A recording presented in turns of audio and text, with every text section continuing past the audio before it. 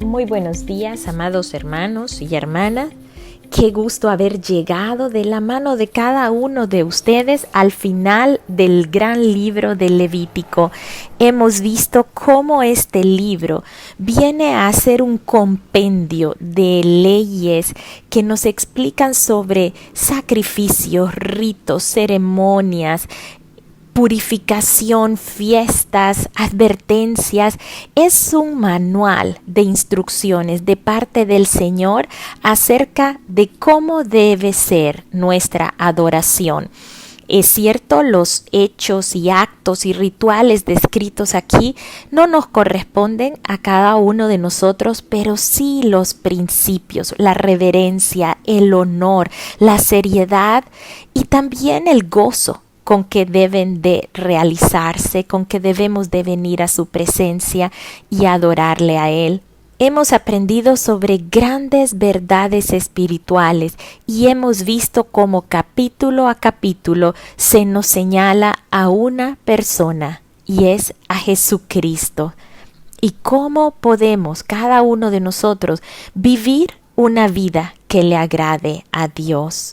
Este libro verdaderamente nos muestra la clase de adoración que le agrada a Dios, y son estas instrucciones las que nos ayudan a cada uno de nosotros a poder desarrollar una conducta correcta para la adoración, y aprendemos también que Dios instituyó todo esto para darnos una manera de poder tener comunión continua y permanente con Él, de manera que no nos olvidásemos de Él.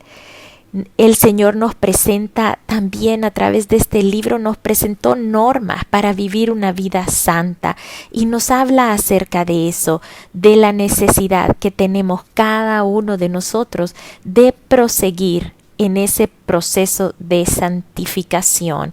Hemos sido santos al venir a Jesús.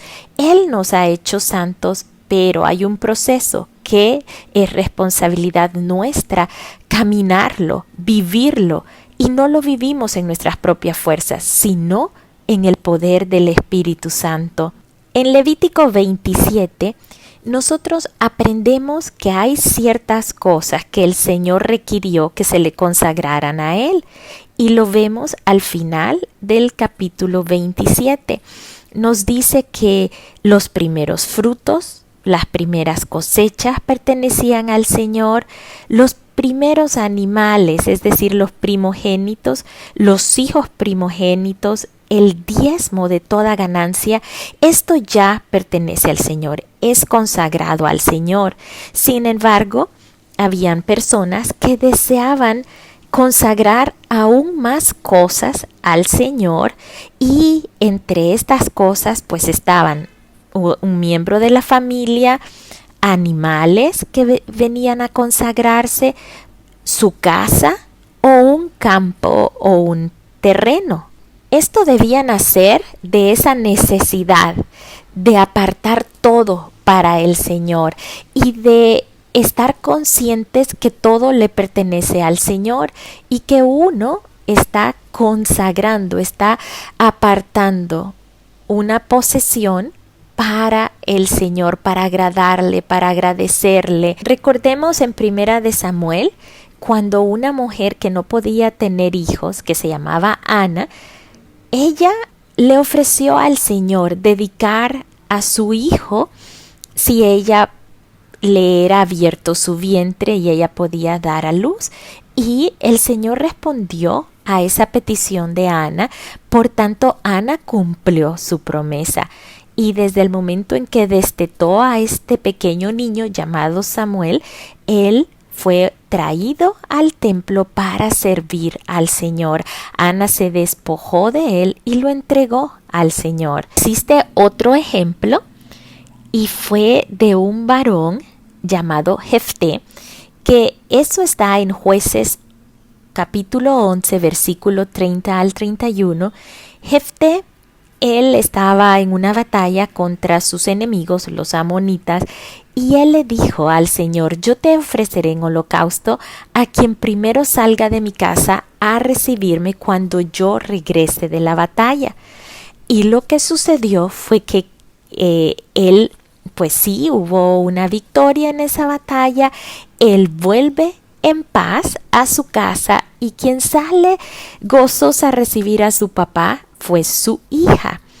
Y pues verdaderamente él no sacrificó a su hija quemándola o trayéndola en un holocausto así textual, pues al Señor tampoco le agradan los sacrificios de personas. Él no lo instituyó como era una práctica de los dioses paganos, de poder sacrificar a personas, incluso a niños, pero lo que sí sucedió es que Jefté ofreció a su hija y la consagró para el Señor. La hija de Jefté nunca tuvo relaciones sexuales, no se casó con ningún hombre, así que Jefté cumplió su promesa y ella fue consagrada su vida al Señor. De nosotros sentimos a veces esa necesidad de prometer algo al Señor y debemos de tener cuidado al hacerlo, porque si prometemos algo es obligatorio cumplirlo. Proverbios 20 al 25 dice: es peligroso que el hombre prometa algo a Dios y que después reconsidere su promesa. Eclesiastés 5, del 4 al 6, dice: cuando hagas una promesa a Dios, no tardes en cumplirla, porque a Él no le agradan los necios. Cumple lo que prometes, pues más vale no prometer que prometer y no cumplir. No permitas que tus labios te hagan pecar, ni luego digas ante el enviado de Dios que lo hiciste por error. Así que tenemos que tener una relación seria con el Señor, considerar todo lo que hacemos, todo lo que hablamos. Dios no es un juego y Él va a considerarnos responsables de todo lo que nosotros prometemos. El Señor no nos pide que hagamos promesas. Si las hacemos, es algo voluntario entre nosotros y Dios y debemos de cumplirlo. Dice Deuteronomio 23, 21 al 23: cuando hagáis una promesa al Señor vuestro Dios, no tardéis en cumplirla, pues tened por seguro que el Señor vuestro Dios os pedirá cuentas de ello y seréis culpables de pecado. Si no hacéis ninguna promesa, no cometeréis ningún pecado, pero si de una manera voluntaria hacéis una promesa al Señor vuestro Dios, entonces deberéis cumplirla. Dicho esto, el Señor en Levítico 27 establece normas para esa consagración voluntaria que las personas quisiesen hacer, ese tipo de votos, ese tipo de daciones, y nos habla, por ejemplo, que las personas podían consagrar a otros miembros de la familia y nos da ahí en Levítico 27 cuánto debían ofrendar por si era un varón, si era una mujer, y se hacía de acuerdo a los años que tenía esta persona y si era varón o mujer. Es decir, los años determinaban la capacidad de trabajo, así que no se miraba si era de una u otra clase social, sino que más que todo se evaluaba de acuerdo a la capacidad de trabajo de esa persona. El consagrar una persona no significaba que debía servir en la tienda de reunión, pues eso recordemos que era específicamente reservado para los levitas, sino que se consagraba a esa persona y luego se pagaba un rescate de esa persona, lo cual venía a relevarle de ese servicio. Prácticamente lo que se hacía era valorar a esa persona y entonces se pagaba el precio por esa persona. Esto era lo que se ofrendaba allí al Señor. Esto mismo sucedía con animales, que se ofrendaban animales. pero estos animales debían ser animales puros. En el caso que fuese un animal impuro, el sacerdote debía valorar el animal y el hombre debía pagar el precio de rescate y debía añadir una quinta parte, es decir, un 20% del precio de ese animal por haber ofrecido un animal impuro. También podían consagrar sus propias casas. La persona que la consagraba podía seguir viviendo en la casa, pero ahora debía pagar una renta a Dios, indicando que Dios era el propietario.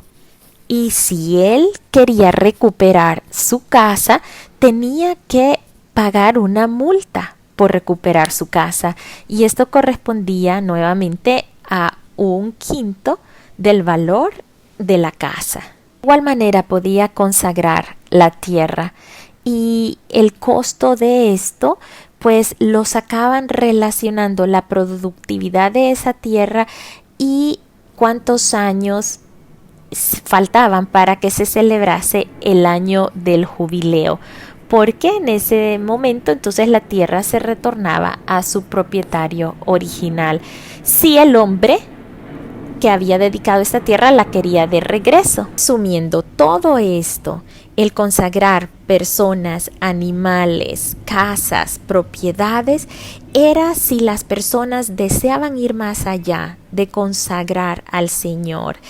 Esto no era obligatorio, era voluntario, pero una vez que se comprometían, a hacerlo, ellos tenían que cumplirlo. Y si ellos lo habían hecho como un impulso o una reacción de momento y ellos querían de regreso lo que se había consagrado al Señor, ellos tenían que pagar una multa o una penalidad del 20% de lo que habían dado. De esta manera hemos llegado al final del libro de Levítico.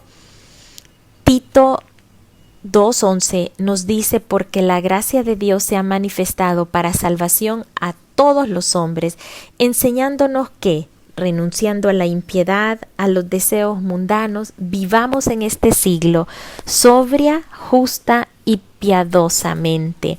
El libro de Levítico nos viene a indicar normas de conducta para llevar una vida santa, una vida apartada para el Señor.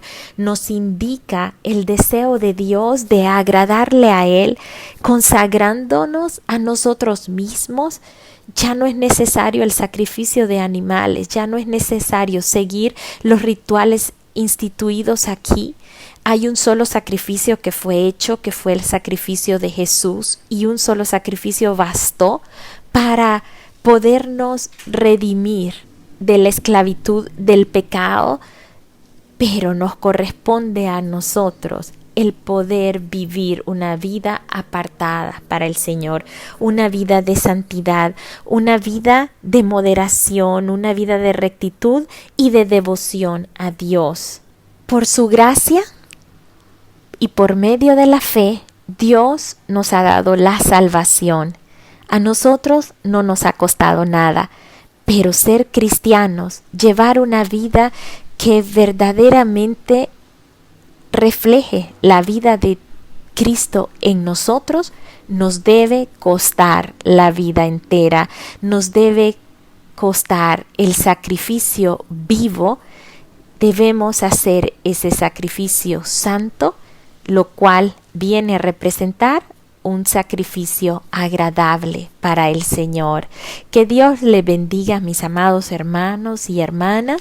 Vamos a regocijarnos porque el Señor nos ha traído hasta este lugar en que ya hemos estudiado 3 de los 66 libros de la Biblia.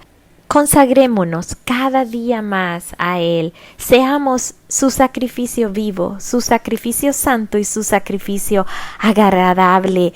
Este es el culto racional, nos dice Romanos 12:2.